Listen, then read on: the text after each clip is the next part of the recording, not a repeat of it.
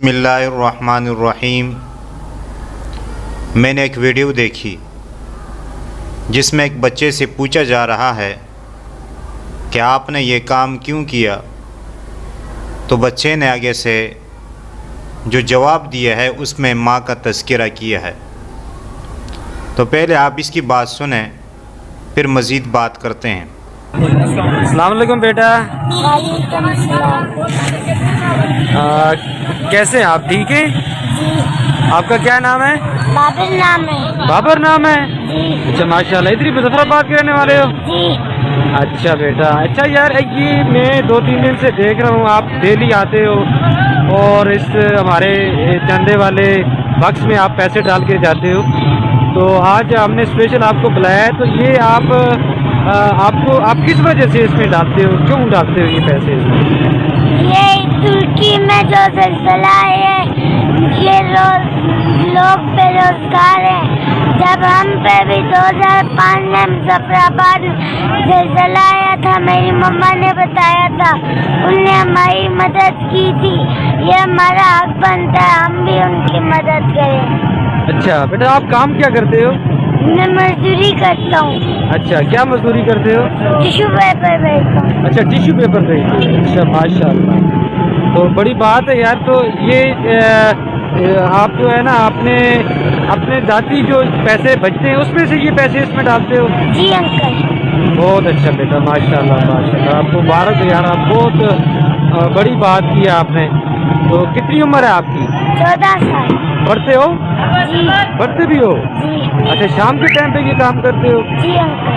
اچھا، بہت اچھا بات ہے، ماشاء اللہ، بہت مبارک ہے۔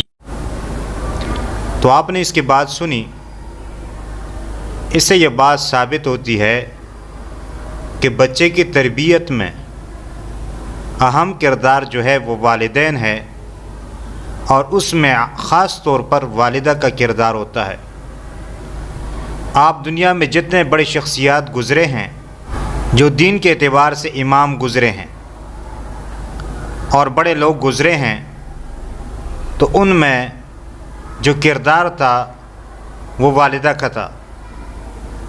آپ نے شیخ عبد القادر جیلانی رحمہ اللہ کے حوالے سے یہ واقعہ سنا ہوگا کہ جب وہ علم کے سفر کے لیے جا رہے تھے تو اس کی والدہ نے اس کو کہا کہ آپ جھوٹ سے پرہیز کریں اور جھوٹ نہ بولے۔ تو انہوں نے پھر کس طرح ڈاکوؤں کے سامنے بھی جھوٹ نہیں بولا کہ میرے پاس جو رقم ہے وہ یہاں موجود ہے، اور ڈاکو جو ہے اس سے متاثر ہوئے اور وہ توبہ تائب ہو گئے۔ اس کی وجہ بھی ماں بنی تھی، اور اگر اس کے سبب کو دیکھیں تو ایک ماں نے اس کی کیسی تربیت کی، تو اس سے یہ بات واضح ہوتی ہے کہ والدین اپنے بچوں کی تربیت صحیح طریقے سے کرے، تاکہ کل وہ اس کے لیے آخرت کا نجات کا سبب بنے۔ یہ نہ ہو کہ کل جو ہے وہ باعث شرمندگی اور باعث عذاب بنے۔ اللہ تعالیٰ سے دعا ہے کہ اللہ تعالیٰ ہمیں صحیح بات سمجھنے اور اس پر عمل کرنے کی توفیق عطا فرمائیں، اور اپنے بچوں کی صحیح تربیت کرنے کی توفیق بھی عطا فرمائیں۔ وما علینا الا البلاغ المبین۔